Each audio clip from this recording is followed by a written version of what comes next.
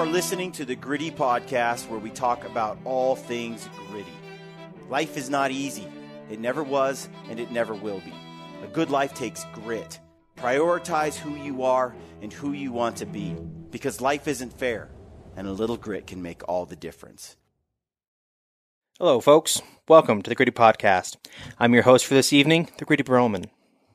Today's podcast is with Kip Fowler. We had Kip on the podcast just a little while ago, talking about early season hunting strategies. And while we were there, we also talked to Kip a little bit about his gear. What's his backpack look like? What's in his backpack? Kip is known kind of as a mule deer guru, but a lot of people don't know this. He's really into bears. He actually shot a gigantic, beautiful chocolate bear like on opening day just a couple weeks ago. This next week's going to be a lot about bears. We're going to have some movies coming out. Brian shot a couple bears with Ryan Lambers and Jeff Lusk just recently. So Brian's got a lot of bear meat. So we decided we'd do some podcasts, do some YouTube videos on cooking, preparing, how to handle trichinosis, how do you render down bear fat, what to do with bear bones. All next week. We're going to have videos of YouTube hunts of some bears. We're going to have podcasts about bears. It's going to be a real berry week next week. We've had a lot of people coming in and asking us questions about Brian's meat bags that he used on that hunt. They're called GRAKKSAW game bags. That's GRAKKSAW. We're not with these guys. We don't work with them. We just kind of like their game bags. Just a heads up, these are meat bags. These game bags are really designed to hold meat, not to have any kind of bone sticking in them. Like they're really meant to have deboned meat, and they're lightweight, reusable, cleanable. They're really cool, but you got to be careful with bones in them. The other big question people have had for Brian has been walking sticks. Brian's recently been using a brand called SISSY Sticks. If you want to check them out, they're Big Sissy Gear on Instagram, and they have a website called sissysticks.com.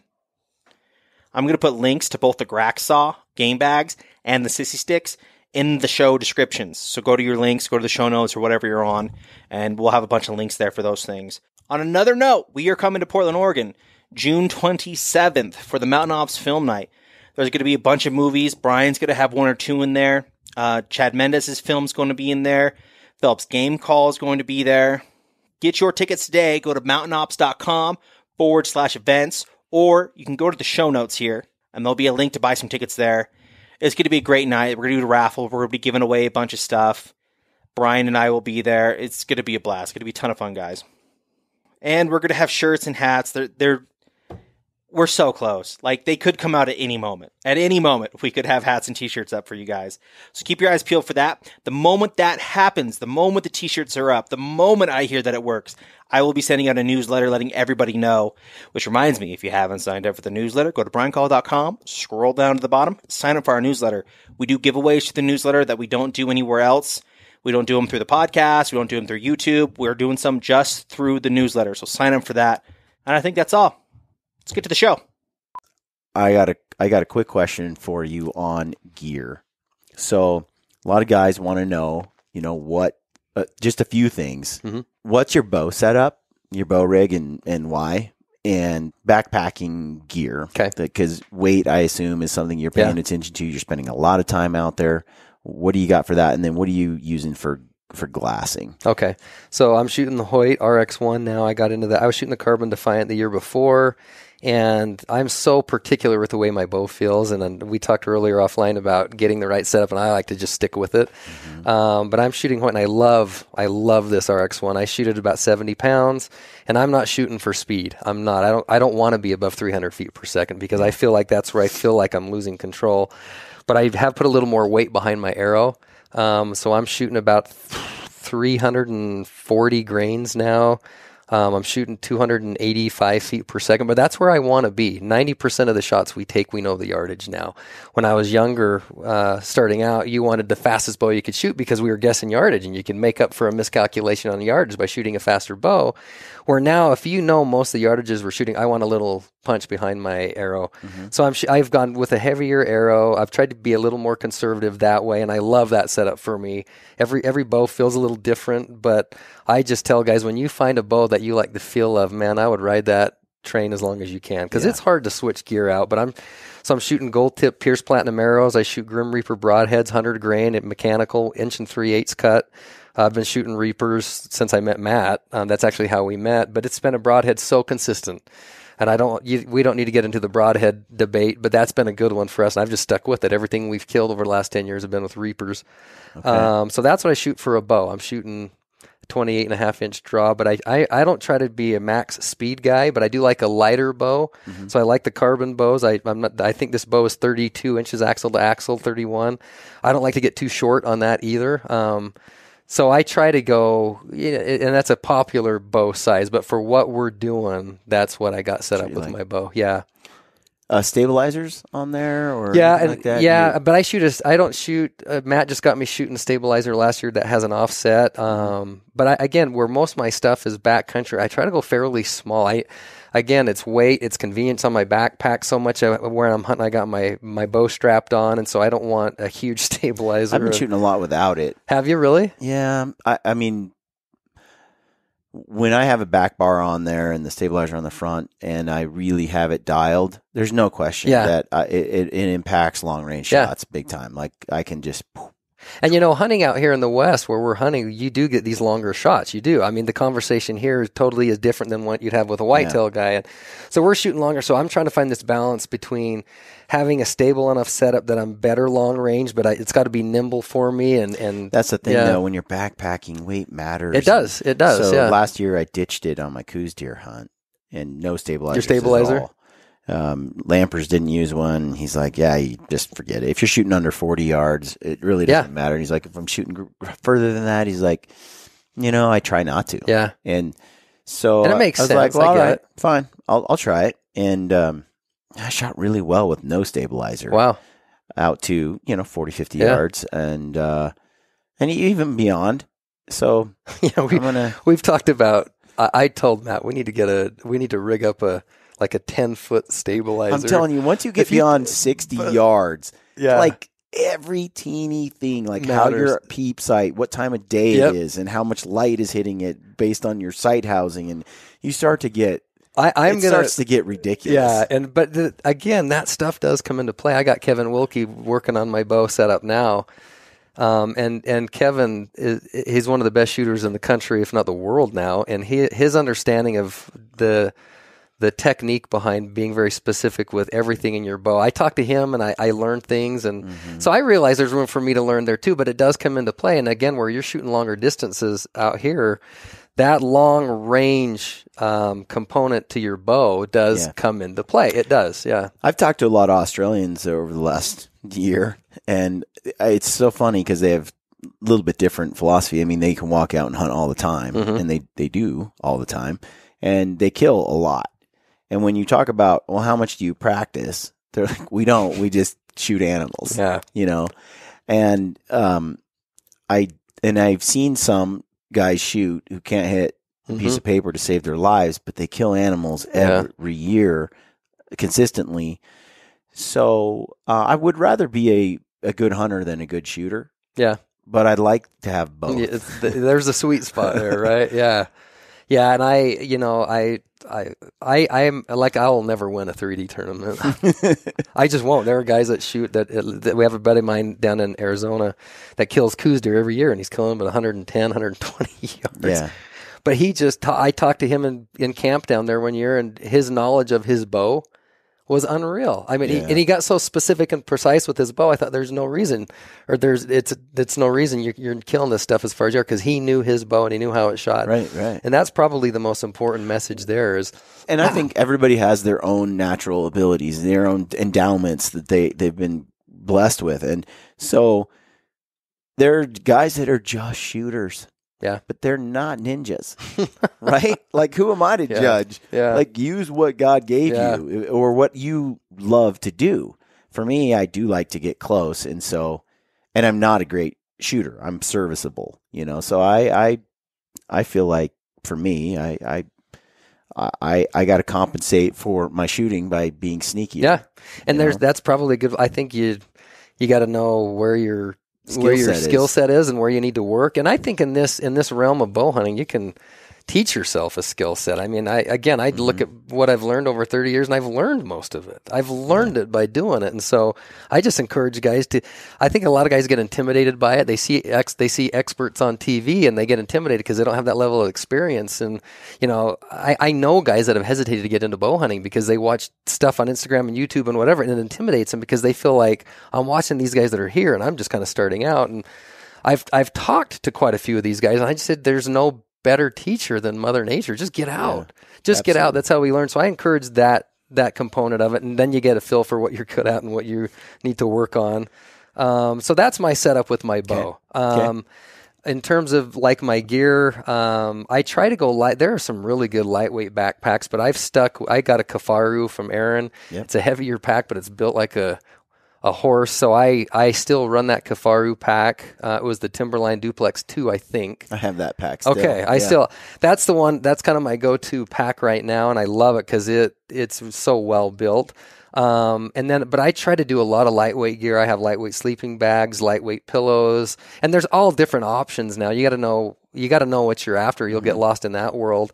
But I do try to go lightweight stuff. I have a lightweight tripod, and then I tweak a lot of it too. You'd laugh at my binocular harness. It's homemade, and I got stuff sewn onto that Kafaru pack that you'd look at and think was. But I do a lot of sewing and self-making stuff. I'm adding bow straps here, so I do a lot of tweaking on my own because I know what works for me and what I want. But I do a lot of just lightweight hunting gear, and most of it now is pretty good. Like there's not one company that's killing it with a niched product. Right. There's a blend of a lot of good companies. And what's your favorite shelter? So I have to be inside a tent. Like I'm not one of these guys that can throw one of the shelters up and have ground underneath Sleep on me. a tarp. I can't do it. I can't. So the tents I have now, we have an Easton tent, the Kilo Carbon, and it's just a good tent. You can get most good tents for 2.5 pounds that are good tents. You can. So between my tent, my sleeping bag, and a pillow, you can do that for under 5 pounds now. Yes. Very realistically. And so that's changed. So, between that and the spotting scope, optics wise, I use Leica Geovids. I love the Geovids. And then I have a really lightweight carbon tripod that I bought 10 years ago, and you can't find it anymore. And I've sawed it down and everything you can do to lighten that weight load. Because that's what killed. Dude, we were in Colorado a couple years ago, and Matt and I were backpacked in hunting, and just your hunting gear, bow, arrows, quiver, binocular, spotting scope, tripod. You add your hunting gear up, and it's insane. And so we're backpacked in, and it was like day 8, and it's hard. We were sitting there exhausted, tired, hard. Been a long week, and then here comes this like runner, and you get this sense we're clear back in, and we're so far off the grid, and then here comes this guy running. And no backpack. Nothing. And he had these 2 little water bottles and his camera. And he'd stop and take pictures of the flowers. He'd stop here and take pictures of the flowers and the bird. And he was so full of energy and chipper and spry. And we're just like, who is this jerk? He's just, but the weight of hunting gear, it does add up. And so there's this component to it of you have to find brands that are good, but that are lightweight. And it's out there. It's out there. And it's kind of fun to test new gear. You would know more about that than I would. I feel like there's you can get so light nowadays. Yeah. And and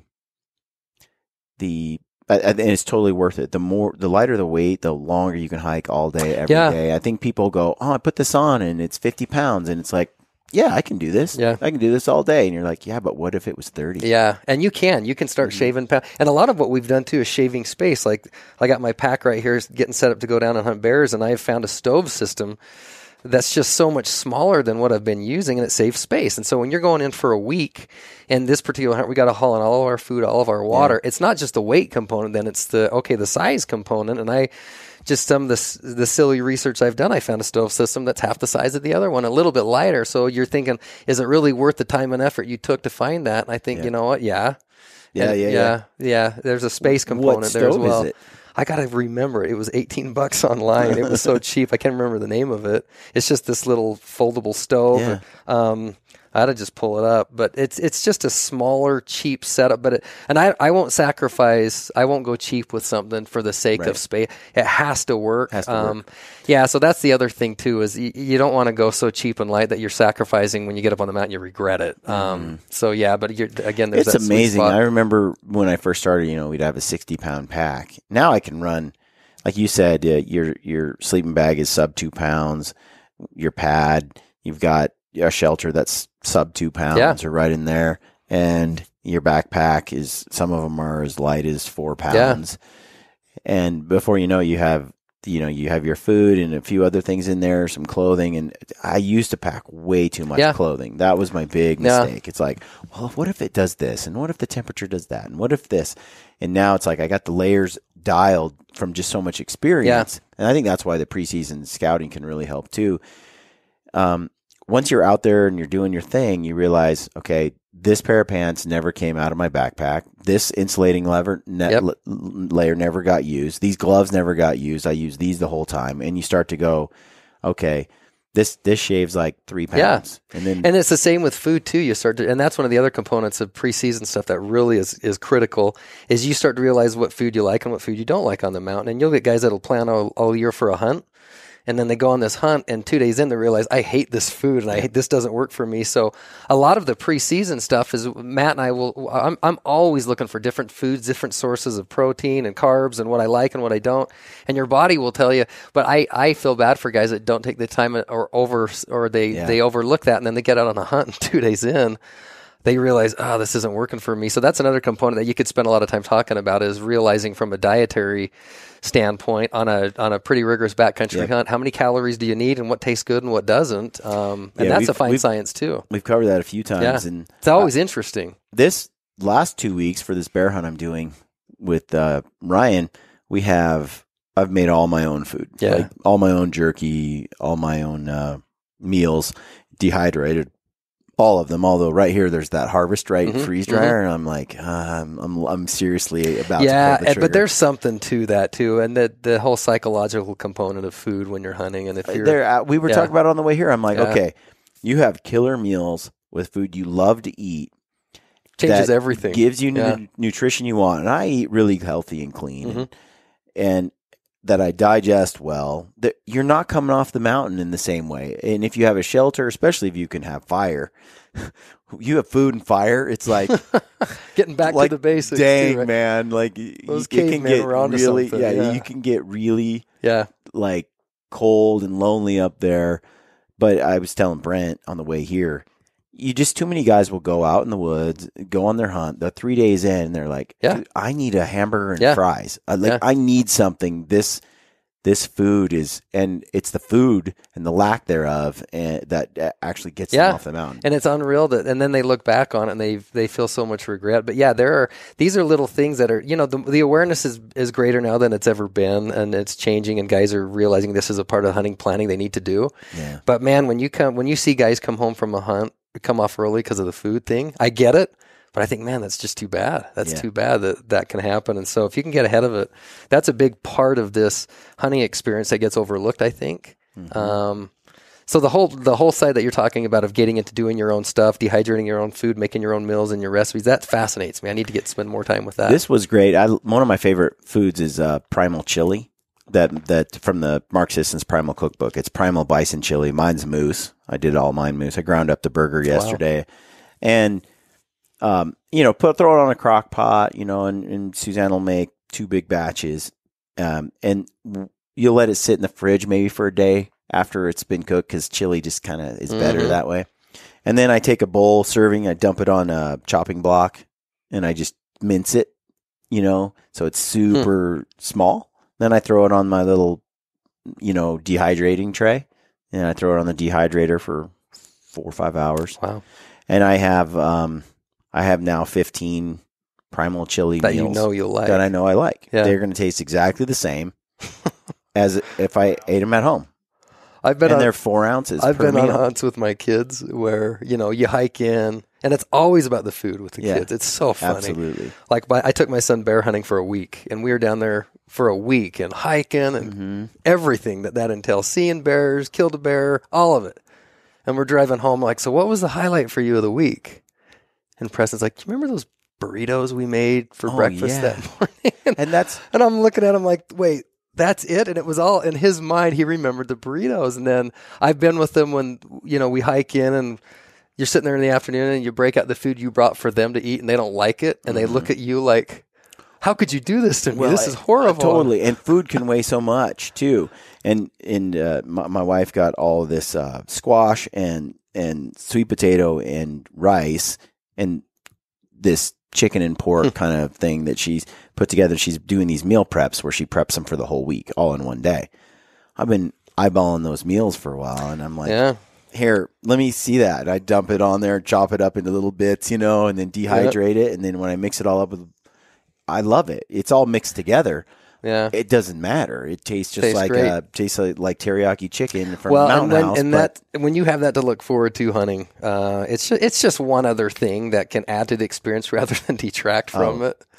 So that's an area that we have spent a lot of time finding what works and what doesn't for us. And then we like to separate each day into different bags. So Monday, Tuesday, Wednesday, Thursday, and it helps with packing. That's what I do. And I've done systems where I've gone stoveless for weeks, where I didn't want to bring a stove, so everything I had, I didn't want to cook. Yeah. And so everything I had didn't need that. And then I've gone where I've used a stove, and I kind of bounce back and forth. But right now, just because of the economics of dehydrating my own meals and them being so lightweight, and so good and nourishing and healthy, man, it's hard to leave the stove at home. Yeah, last year when I was down bear hunting in the spring, I went down in alone, so it was a really remote area. I was in alone. I didn't take a stove. I didn't need it. But this year, because I'm taking Pierce with me, so that's why I was spending the time researching the smallest stove system I could find, and this one will work great. But for him, I think it'll be nice that he can cook and have a warm meal. And I'm going to try to hit up Harvest Right. We went. They're taking ice cream sandwiches and freezing them, and you freeze dry them. And they taste like an ice cream sandwich. They stay. The Neapolitan. You can't dehydrate an ice cream sandwich. There's certain things you can dehydrate and certain things you can't. Well, they used to call it astronaut food, right? Yeah. But man, you pull out an ice cream sandwich and it's dehydrated, but we were or freeze dried. I was bear hunting a couple of years ago with my buddy Trent, and this was a pretty remote area, and we're sitting there glass in the middle of the day, and he had packed in for me this cherry pie.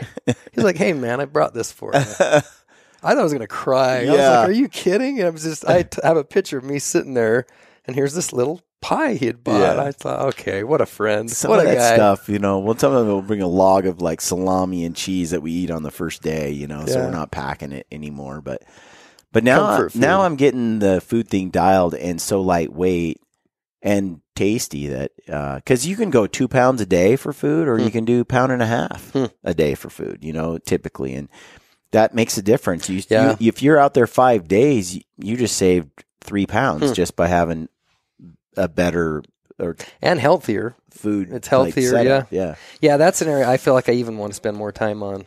Yeah, but I've only been doing it because Ryan has Hunt Harvest Health podcast with he and his wife Hillary, and they have all these recipes, and he does it. And the last time we went coos deer hunting, he whips out all this like protein balls and these little things he's made, and I'm like, I have food envy. Yeah, like I'm super food jealous, and so I'm over here eating like another can of sardines and cheese, and I'm like, this sucks. Yeah, I'm on board. Yeah. Anyway, well, thanks, Kip. I appreciate it. Yeah, it's been awesome. Your wealth of information. I appreciate it. So, folks, thanks for tuning in to the podcast. And as always, stay gritty.